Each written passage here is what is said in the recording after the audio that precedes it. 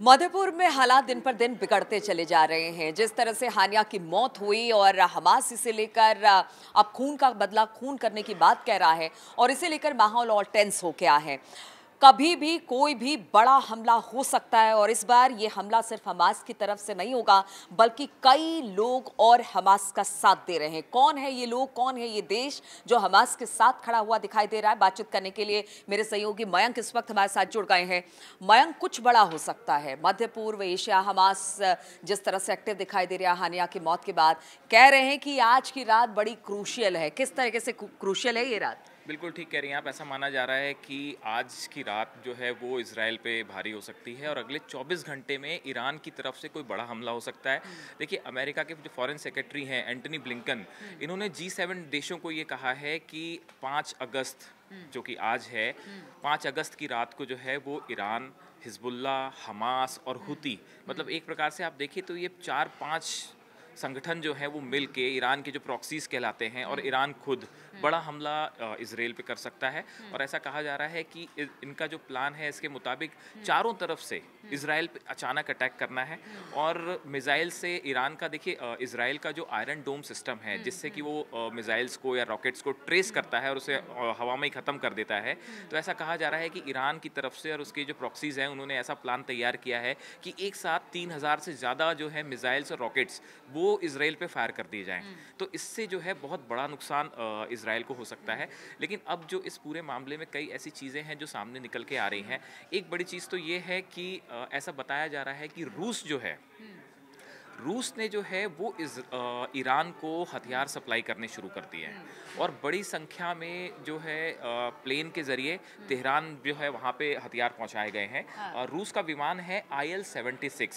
ऐसा बताया जा रहा है कि इस IL-76 विमान के ज़रिए जो है वो काफ़ी सारे हथियार जो हैं वो ईरान को सप्लाई किए गए हैं। इसमें 500 से लेकिन 500 रूस ऐसा क्यों करना चाहता है? रूस के पीछे की मंशा, क्योंकि देखिए रूस या फिर कोई भी बड़ा देश बिना वजह किसी को सपोर्ट नहीं करता, तो इसके पीछे की क्या मंशा हो सकती है? बिल्कुल, बिल्कुल सही सवाल पूछा आपने। देखिए, इसकी जो बड़ी वजह एक ये है कि रूस ये चाहता है कि यूक्रेन की तरफ से जो ध्यान अमेरिका का है अच्छा। वो वहाँ से हटे और वो इजराइल और ईरान की तरफ आ जाए। अब तक जो है वो यूक्रेन को लेकर रूस उलझा हुआ है। वेस्टर्न कंट्रीज़ जो हैं वो यूक्रेन की मदद कर रही हैं। तो रूस इसमें ये चाहता है कि ध्यान जो है वो पूरा इजराइल और ईरान की तरफ चला जाए। इसी वजह से बड़ी संख्या में जो ऐसा कहा जा रहा है कि रूस जो है हथियार सप्लाई कर रहा है और इसमें जो है वो करीब 500 से ज़्यादा क्रूज मिसाइल वो तेहरान भेजी जा चुकी हैं रूस से। ये बहुत बड़ी संख्या है। 50,000 से ज़्यादा आर्टिलरी शेल्स जो हैं वो भेजे गए हैं। 2 लाख राउंड गोला बारूद भेज दिया गया है ईरान की मदद के लिए रूस की तरफ से। तो ऐसा कहा जा रहा है कि आज की रात अगले 24 घंटे में कोई बड़ा एक्शन हो सकता है और ईरान और उसकी प्रॉक्सीज जो है वो हमला कर सकते हैं। क्योंकि ईरान की बात की जाए, उसने एक प्रेस्टीज इशू बना लिया है। जिस तरह से तेहरान में घुसकर मारा गया हनिया को, अब देखिए ईरान उस कंडीशन में नहीं है मयंक की एकदम सीधे तरीके से लड़ाई लड़े, क्योंकि अर्थव्यवस्था उसकी बहुत बेहतर नहीं है, ऐसा जानकार मानते हैं और उनका कहना है प्रॉक्सी वॉर में ज़्यादा विश्वास रखता है। लेकिन इस बार आन बान शान की बात आ गई है, इसलिए वो चाहे वो हिजबुल्ला हो, यूती हो या फिर कह सकते हैं कि हमास हो, सबके साथ मिलकर कुछ बड़े प्लान की तैयारी कर रहा है। लेकिन इन सब में कहते हैं कि अमेरिका भी अपनी पैनी नज़र है, क्योंकि देखिए एक तरफ इलेक्शन चल रहा है, दूसरी तरफ जो बाइडन है, तीसरी तरफ इजराइल है जो कि अमेरिका सपोर्ट करता है इजराइल को। ऐसे में अमेरिका का क्या रुख रहने वाला है? क्योंकि अब आप जब बता रहे हैं कि रसिया ईरान को सपोर्ट कर रहा है, भारी भरकम उसने कह सकते हैं कि रॉकेट या फिर विमान दिए हैं, ऐसे में अमेरिका का क्या रुख? देखिए, अमेरिका की तरफ से बात साफ कर दी गई है कि अगर ईरान जो है वो इजराइल पे हमला करता है तो फिर अमेरिका खुलकर जो है वो इजराइल की मदद करेगा। हाँ, ये वो बात पहले तो से सपोर्ट कर ये रहा बात है। पहले से हाँ। सपोर्ट कर रहा है, बात बिल्कुल साफ है। और इसी के तहत जो है अमेरिका ने अपने शिप्स, वॉरशिप्स, फाइटर प्लेन्स, ये सब जो है इजराइल के आसपास मिडिल ईस्ट में जो है वो तैनात करने शुरू कर दिए हैं। अमेरिका का बड़ा जो है एयरक्राफ्ट कैरियर है USS अब्राहम लिंकन, जिसको मिडिल ईस्ट के लिए रवाना कर दिया गया है। और इसके साथ ही कई सारे फाइटर जेट्स, फाइटर प्लेन्स जो हैं वो अब जो है मिडिल ईस्ट में होंगे। साथ ही कई एंटी मिसाइल सिस्टम जो है वो अमेरिका ने मिडिल ईस्ट के आसपास लगा रखे हैं, ताकि अगर ईरान जो है वो मिसाइल से या रॉकेट से हमला करता है इजराइल पे तो उसे हवा में नष्ट किया जा सके। तो अब इससे कुल मिला के एक बात तो ये साफ है कि ये पूरा युद्ध जो है ये कुछ कुछ उसी तरह का हो रहा है जैसे उस तरफ बढ़ रहा है जैसे यूक्रेन वॉर था। एक तरफ अमेरिका था, यूक्रेन था था और वेस्टर्न कंट्रीज थी जो यूक्रेन को सपोर्ट कर रही थी, दूसरी तरफ रूस था।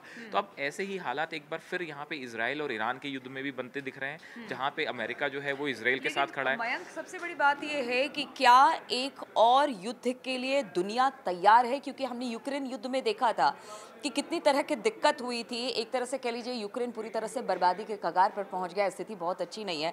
अब जब ये पूरा मध्य पूर्व में अगर ये युद्ध छिड़ता है और इस तरह की स्थिति बनती है तो दुनिया के लिए कितनी बड़ी मुश्किल हो सकती है? ये तो आप बिल्कुल सही कह रही हैं। देखिए ऑलरेडी जो है ऐसा अंदेशा जताया जा रहा है कि अमेरिका की अर्थव्यवस्था जो है वो स्लो डाउन से गुजर रही है, स्लो डाउन की तरफ बढ़ रही है। पश्चिमी देशों की अर्थव्यवस्था है जो बहुत अच्छी नहीं है, ऐसे में एक और वॉर को झेलना। ऐसे हालात में अगर ये युद्ध होता है तो ये निश्चित रूप से पूरी दुनिया के लिए बहुत ही बुरा संकट खड़ा हो जाएगा, अर्थव्यवस्था के लिहाज से भी और युद्ध के लिहाज से भी। देखिए अगर अमेरिका की अर्थव्यवस्था अगर स्लो डाउन की तरफ बढ़ती है तो इसका सीधा असर जो है ना सिर्फ अमेरिका में बल्कि यूरोप और एशिया में भी देखने को मिलता है, पूरी दुनिया में देखने को मिलता है। आज देखिए भारत के शेयर बाजार कितनी तेजी से जो है कोलैप्स हुआ है, तो हाँ, इसको माना जा रहा है कि अमेरिका की अर्थव्यवस्था में जो स्लो डाउन है इसको एक बड़ा वजह मानी जा रही है। अब ऐसे हालात में अगर युद्ध होता है तो ये तो वाकई जो है एक ऐसा संकट खड़ा हो जाएगा जिस पे अगर रोक नहीं लगती है तो ये फिर एक बहुत बड़े वॉर का जो है वो रूप ले सकता है। अच्छा, एक और इंटरेस्टिंग चीज़ ये है नीलू कि अभी बताया जा रहा है कि जो बाइडन ने जो है वो इसराइल के प्रधानमंत्री नेतन्याहू से बात की। अच्छा। और फ़ोन पे बात हुई, उसको लेके एक बड़ी बात ये सामने आई है कि उस बात के दौरान जो है वो ये चीज़ निकल के सामने आई कि जो इस्माइल हनिया की हत्या हुई है, मोसाद ने और इजराइल ने इस एक्शन के बारे में अमेरिका को कुछ नहीं बताया था। अच्छा। और जो है वो उस पर हाँ बड़े गुपचुप तरीके से हमला कर दिया। इस बात को लेके बाइडन बहुत नाराज़ भी थे और बाइडन काफ़ी समय से कोशिश कर रहे हैं कि शांति वार्ता जो है वो आगे बढ़े, सीज फायर जो है वो आगे बढ़े। लेकिन उसके बाद अब ऐसे हालात में हनिया की हत्या होना, ईरान का, हिजबुल्ला का, हमास का, हुती का, इनका एग्रेशन जो है वो अब एक बड़े स्केल पे बड़े वॉर की तरफ बढ़ सकता है। ऐसे में अगले 24 घंटे जो कि 5 तारीख का अंदेशा जताया जा रहा है, अगर अगले 24 घंटे में कोई बड़ा हमला होता है तो ये कल सुबह तक अगर हम इस पर एक बार फिर बात करेंगे ये क्या रुख ले सकता है, ये अगले 24 घंटे में। आज की रात वाकई इजराइल पे भारी बिल्कुल, तो कह सकते हैं अगले 24 घंटे इस वक्त बहुत ज़्यादा क्रूशियल है। क्या होगा, क्या ये सभी, चाहे ईरान हो, हिजबुल हो, हमास हो, यूती हो, सब मिलकर इजराइल पर हमला करेंगे और अगर हमला होता है तो उसके क्या परिणाम होंगे, इस पर लगातार हमारी नज़र बन रहेगी।